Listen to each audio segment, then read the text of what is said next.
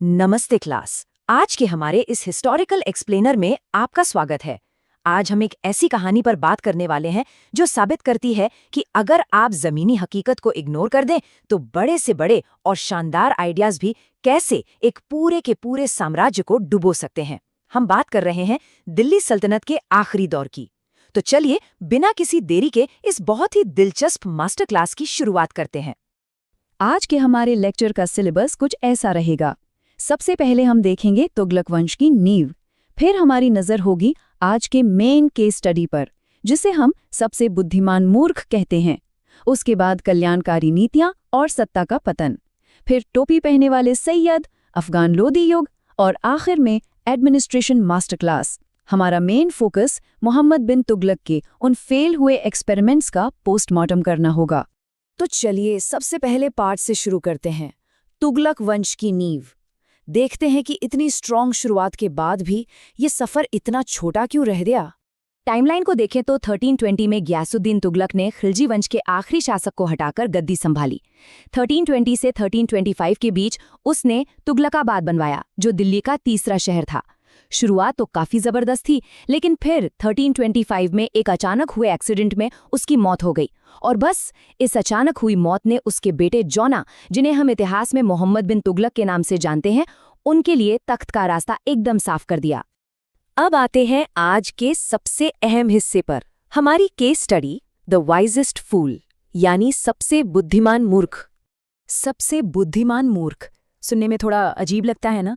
ये एक बहुत ही इंटरेस्टिंग पैराडॉक्स है। मोहम्मद बिन तुगलक एक बेहद पढ़ा लिखा और समझदार शासक था और उसके पास उस वक्त का सबसे बड़ा साम्राज्य था। लेकिन उसकी बड़ी बड़ी योजनाओं का जो प्रैक्टिकल एग्जीक्यूशन था ना, वो इतना खराब था कि सब कुछ बर्बाद हो गया। उसकी सबसे बड़ी गलती यही थी कि वो थ्योरी में तो जीनियस था, लेकिन ग्राउंड रियलिटी और आम जनता की सिचुएशन से बिल्कुल कटा हुआ था। क्लास, इन 4 डिजास्ट्रस कदमों को ध्यान से सुनिएगा और हो सके तो नोट भी कर लें। ये एक के बाद एक हुई भयंकर गलतियों की सीरीज थी। स्टेप 1, 1326 में उपजाऊ दोआब इलाके में अचानक टैक्स बढ़ा देना, जिससे वहां अकाल पड़ गया। स्टेप 2, 1327 में पूरी की पूरी आबादी को जबरदस्ती दिल्ली से दौलताबाद शिफ्ट करवाना। स्टेप 3, 1329 में टोकन करेंसी या सांकेतिक मुद्रा लागू करना, जिससे भयंकर आर्थिक संकट आ गया। और स्टेप 4, हिमालय में विनाशकारी सैन्य अभियान भेजना। ये सारी नीतियां क्यों फेल हुई? क्योंकि इनमें प्रैक्टिकल प्लानिंग, रिसोर्सेज और जनता क्या झेल सकती है, इसका कोई अंदाजा ही नहीं लगाया गया था। अब जरा इस तुलना को देखिए, ये साफ साफ बताता है कि एक हाई लेवल थ्योरी और असल जिंदगी की हकीकत में कितना बड़ा फासला होता है। सुल्तान का इरादा था कि इन तांबे के सिक्कों की वैल्यू चांदी के सिक्कों के बराबर हो। आइडिया बुरा नहीं था, बल्कि समय से बहुत आगे का था। लेकिन असलियत देखिए, हुआ क्या? लोगों ने अपने घरों में ही तांबे के नकली सिक्के बनाने शुरू कर दिए। रातों रात लोग अपने घर में ही टकसाल चला रहे थे। मार्केट में इतने नकली सिक्के आ गए कि पूरी इकोनॉमी ही क्रैश कर गई। लेकिन देखिए, इतिहास में चीजें सिर्फ ब्लैक एंड व्हाइट नहीं होती। सुल्तान पूरी तरह से इनकॉम्पिटेंट या अयोग्य नहीं था। उसने सोंधर और तकावी नाम के एग्रीकल्चरल लोन शुरू किए। खेती के लिए दीवाने कोही नाम का एक अलग डिपार्टमेंट बनाया। दिल्ली का चौथा शहर जहां पनाह बसाया और इब्न बतूता और जियाउद्दीन बर्नी जैसे बड़े स्कॉलर्स को अपने दरबार में जगह दी। उसके पास रिफॉर्म्स के बहुत शानदार आइडियाज थे। लेकिन जैसा कि मैं हमेशा कहता हूं, सिर्फ आइडिया होना काफी नहीं है, उसे सही वक्त और सही तरीके से लागू करना सबसे ज्यादा जरूरी है। सुल्तान की बाकी फेलियर्स के बावजूद उसकी कम्युनिकेशन व्यवस्था कितनी जबरदस्त थी, इसका अंदाजा हमें इब्न बतूता की किताब रिहला से मिलता है। उलुक सिस्टम में हर 4 मील पर घोड़े तैयार रहते थे, और दावा सिस्टम तो और भी गजब था। हर 1 मील के अंदर 3 फुट रनर्स यानी पैदल दौड़ने वाले तैयार रहते थे। ये धावक अपने साथ घंटियां लेकर दौड़ते थे ताकि उनकी आवाज सुनकर अगला धावक पहले से ही रेडी हो जाए और मैसेज बिना रुके आगे बढ़ता रहे। मतलब जब कोई सिस्टम सही से एग्जीक्यूट होता था तो रिजल्ट सच में कमाल के होते थे। चलिए अब अपने लेक्चर के तीसरे हिस्से की ओर बढ़ते हैं, कल्याण और सत्ता का पतन। देखते हैं कि कैसे साम्राज्य ने कल्याणकारी कामों के जरिए खुद को संभालने की कोशिश की। इस जानकारी को अच्छे से याद कर लीजिए, ये एग्जाम्स के लिए बहुत इंपॉर्टेंट है। मोहम्मद बिन तुगलक के बाद फिरोज शाह तुगलक गद्दी पर आया और उसका अप्रोच एकदम अलग था। उसने कई नए वेलफेयर डिपार्टमेंट बनाए, जैसे दारुल शिफा जो दिल्ली का पहला अस्पताल था, दीवाने खैरात, जो चैरिटी और गरीब लड़कियों की शादी के लिए था, गुलामों के लिए दीवाने बंदगान और पेंशन के लिए दीवाने इस्तेहाक। साफ समझ आ रहा है ना? फिरोज शाह का पूरा फोकस जंग लड़ने पर नहीं, बल्कि समाज की भलाई और जनता को खुश रखने पर था। और फिर आया वो भयानक टर्निंग पॉइंट। दशकों तक मिलिट्री पर ध्यान न देने और सिर्फ तुष्टीकरण में लगे रहने का नतीजा बहुत बुरा हुआ। 1398 में तैमूर लंग ने दिल्ली पर एक ऐसा विनाशकारी हमला किया जिसने सब कुछ तहस नहस कर दिया। इस हमले ने पहले से ही कमजोर हो चुके तुगलक वंश की कमर पूरी तरह तोड़ दी।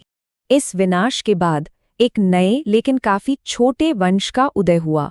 इसे हम सेक्शन 4 में कवर करेंगे, द हैट वेयरिंग सैयद्स, यानी टोपी पहनने वाले सैयद। 1414 से 1451 तक का ये दौर काफी दिलचस्प था। खिज़्र खान ने इसकी स्थापना की थी, जिसे खुद तैमूर ने अपॉइंट किया था। ये लोग खुद को सीधे पैगंबर मोहम्मद का वंशज बताते थे। एक खास तरह की टोपी पहनने की वजह से इन्हें कुला धारन या टोपी पहनने वाले कहा जाता था। अब सुल्तान दौलत खान ने तैयत आला जैसी भारी भरकम उपाधियां तो ले ली, लेकिन ये फैंसी टाइटल्स उनके सिकुड़ते हुए साम्राज्य को बचा नहीं पाए। अफगानियों के लगातार प्रेशर की वजह से महज 37 सालों में ही ये वंश ताश के पत्तों की तरह ढह गया। और इसी के साथ हम सल्तनत के आखिरी चैप्टर में एंटर करते हैं, हमारा 5वां टॉपिक, अफगान लोधी युग। लोधी वंश की टाइमलाइन पर नजर डालें तो 1451 में बहलोल लोधी ने अफगान रूल की नींव रखी। 1489 में सिकंदर लोधी ने साम्राज्य को थोड़ा और फैलाया और 1506 में राजधानी को दिल्ली से हटाकर नए बने शहर आगरा में शिफ्ट कर दिया। सब कुछ ठीक चल रहा था, लेकिन फिर 1517 में इब्राहिम लोधी गद्दी पर बैठा। वो एक तानाशाह की तरह बर्ताव करने लगा, जिससे उसके ही अफगान सरदार इतने नाराज हो गए कि उन्होंने बाहर से बाबर को भारत पर हमला करने के लिए बुला लिया। और फिर 1526 में पानीपत की पहली लड़ाई हुई, जिसने इतिहास ही बदल दिया। अब आप सोच रहे होंगे कि ये 32 नंबर क्यों इतना खास है। ये कोई रैंडम नंबर नहीं है क्लास, ये सिकंदर लोधी के ब्रिलियंट एडमिनिस्ट्रेशन का सबूत है। उसने गज़-ए-सिकंदरी नाम का 32 अंगुल का एक मेजरमेंट स्टैंडर्ड लॉन्च किया था। इस एक छोटे से स्टेप ने पूरे साम्राज्य में जमीन नापने और इकोनॉमी के सिस्टम को एकदम स्टैंडर्डाइज कर दिया। इससे टैक्स वसूलने में गजब की क्लैरिटी और निष्पक्षता आ गई। तो क्लास, अब हम अपने लेक्चर के बिल्कुल आखिरी और सबसे क्रूशियल हिस्से पर आ गए हैं, प्रशासन की मास्टर क्लास।